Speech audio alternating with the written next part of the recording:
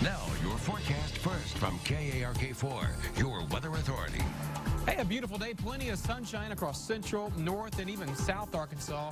But we had a little extra cloud cover in northeast Arkansas. That kept it a little bit cooler. And, of course, it was cool all the way across the state. Only 48 our high temperature day in Little Rock. Right now, it's 43 in Little Rock. Some 30s up north and northeast Arkansas. But look at Mena.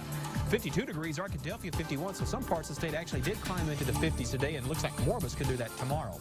39 degrees here in Little Rock at 7 o'clock on your forecast first. By midnight, 35. And then back down to around freezing with a few clouds increasing as well. KARK-4 News at 5 gets going now. Now, from the station that brings you local news that matters at home of Super Bowl 49. This is KARK-4 News at 5 in high definition.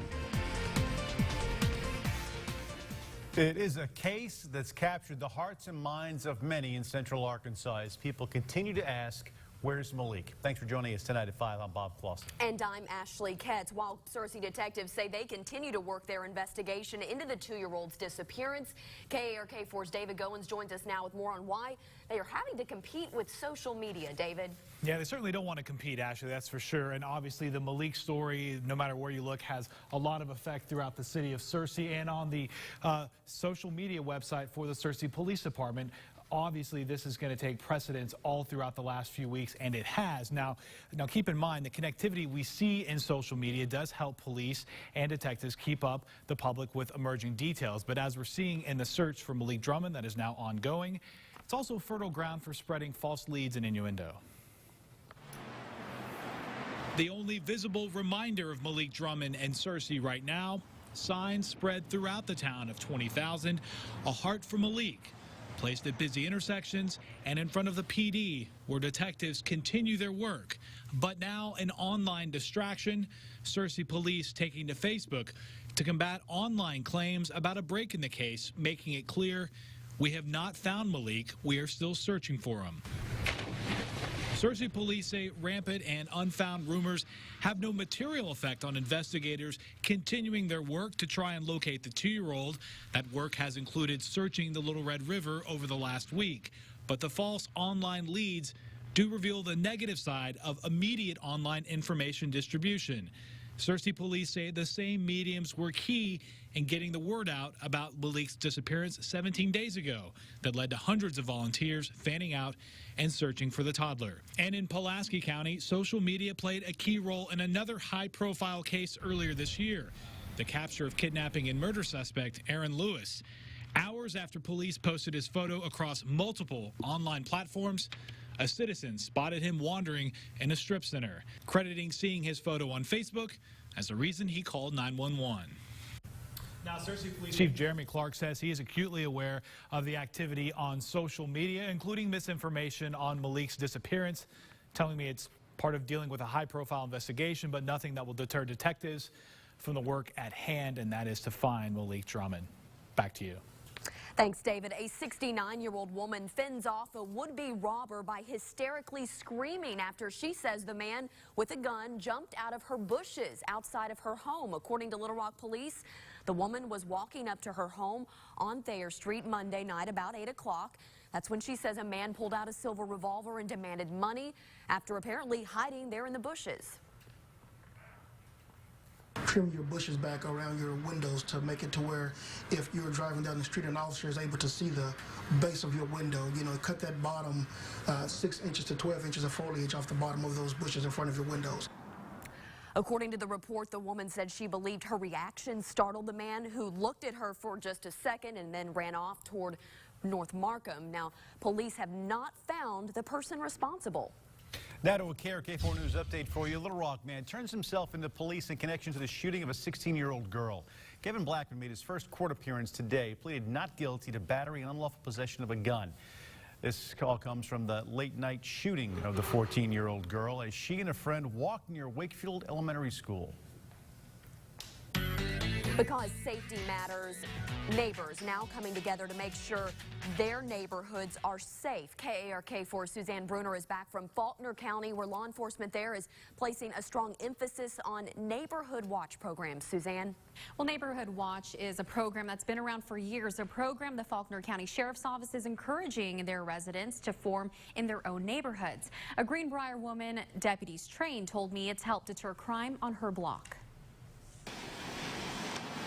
Laura Howell is used to keeping a watchful eye on her road. Sometimes we find out we're new neighbors, and other times, you know, it's somebody that we don't know that doesn't belong here. She watches from home and patrols the streets. Normally we patrol in our cars. For good reason, too. We had some break-ins with neighbors in their garages, four-wheelers being stolen, farm equipment. And much more, but that changed 2 years ago when Laura decided to take matters into her own hands. She formed a neighborhood watch group with the help and training from Faulkner County Sheriff's Office. You know, when you form a neighborhood watch program, that's our eyes and ears. Deputy Chief Matt Rice says neighborhood watch groups have proven to be an effective tool to cut crime and a way to let others know they're watching. You know, if the communities or the people in the communities don't tell us what's going on, we may not know about it. We can't be everywhere all at once. That's why deputies are training residents how to organize their group and teach them what they need to know. Name, address number, color and style of their house. For Laura, little did she know the route to keep crime out and her neighbors safe would become more than just a name, address, and house. We're like a big family now, and before you just wave at your neighbors as you drove by, and now we're more of a community. Yeah, and she says it really works. There are about 15 neighbors in Laura's group who patrol a couple of streets, but it has since expanded to other neighborhoods. To learn more about how you can get involved and start your own watch, it's a pretty simple process. I'll post that information on arkansasmatters.com. All right, Suzanne, thanks very much. Hot Springs city officials waiting on bacteria test results collected after raw sewage overflowed into Lake Catherine. According to utilities officials, a blockage occurred at a wastewater pump, leading to an overflow of sewage into the lake over the weekend.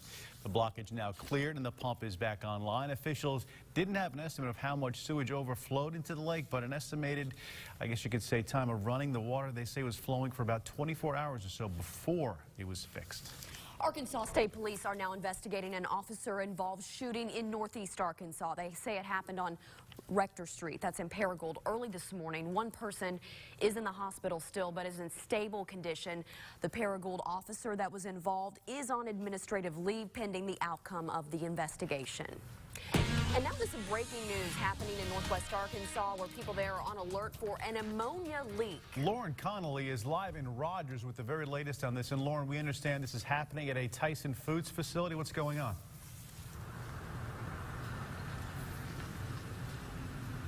Yeah, that's right. We're here at the Tyson's Distribution Center on Ulrich Street in Rogers, where there was a small ammonia leak just about 3:40 this afternoon. And if you look behind me, you can see that it's actually quieted down quite a bit. But just about 20 minutes ago, there were several ambulances, several fire trucks. The battalion chief was here. They had to respond with a full-on hazmat team. Captain Dennis Thurman with Rogers Fire tells me that 16 people were exposed to the ammonia through inhalation. They were all taken to local hospitals with respiratory complaints, though he does say it's just minor injuries. And now Tyson does have an internal hazmat team, and they contained the leak before Rogers Fire even arrived. I'm told that it could have been much worse.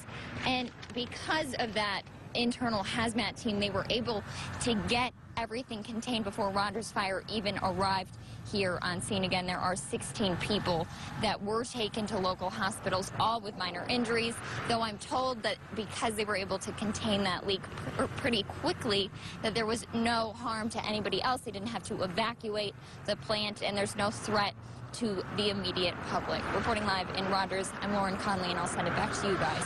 All right, Lauren, thank you very much. KARK-4 is your local election headquarters. A special election in northwest Arkansas repealing a civil rights ordinance in Fayetteville. The vote was a very close one, 42% to 48% in favor of repealing the ordinance. It would have protected against specific types of discrimination because of sexual orientation, gender identity, and several other criteria. It would have also created a municipal civil rights administrator position to investigate discrimination complaints. In September, petitioners turned in more than 5,000 signatures pushing the controversial ordinance to a public vote after it was passed by a city council vote. The ordinance said it was supposed to protect all of the citizens of Fayetteville, and it does not. We believe it takes away civil rights, that it takes away equal rights, and it takes away freedom. And that's why we stood against it. I think what it says is that people are fired up, and we need to get a few more people fired up. But I feel good about the number of people in this city that supported this movement and that will continue to support this movement. No word on when or if a similar ordinance will come before the Fayetteville City Council again. Well, a batch of petitions landing on the desk of Attorney General Dustin McDaniel today. Those petitions coming from same-sex marriage supporters. Here they are delivering those petitions. The AG they're asking him rather not to appeal the ruling of a same-sex marriage case in federal court. We have had two strong rulings, one from the state and one from the federal courts in our favor, those of us who are gay, lesbian, and we feel like it's time. We feel like that and not only Arkansas, all over the United States, there's been strong cases against the ban on gay marriage. Attorney General McDaniel has expressed personally his belief in the freedom to marry, but says he will carry out his job to defend what Arkansas voters passed as law. It's the biggest surprise this little guy has probably gotten in a long time. Find out what it is next. Stamps is one of the greatest protectors. Patients in the ER reporting food insecurity, what doctors say are the causes and solutions. And despite all that sunshine, believe it or not, it was only 48 degrees today in Little Rock after starting off really cold at 30 degrees. A little bit of a warm-up starting to creep back into our forecast starting tomorrow. Even the 60s will be here before you know it. We'll have that next in your forecast. From the station that brings you local news that matters, this is KARK 4 News at 5 in high definition. With Bob Clausen, Ashley Katz, and Chief Meteorologist Keith Monahan.